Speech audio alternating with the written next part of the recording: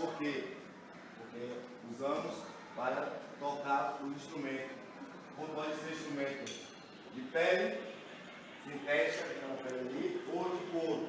Na verdade, se tem um que se chama, como tem nessa cabeça, se chama Aguidavi, para tocar um instrumento de couro, que veio das raízes africanas. Entendeu? Então, duas partes da teta tem, a cabeça e o peito.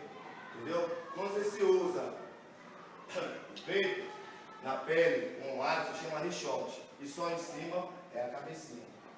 Nada? Então, todo mundo pergunta, fica assim, ó. Deixa eu passar, ó, só uma pontinha para baixo, da palma da mão, que é assim.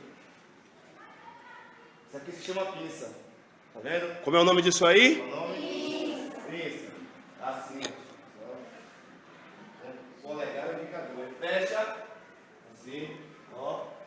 Fecha assim.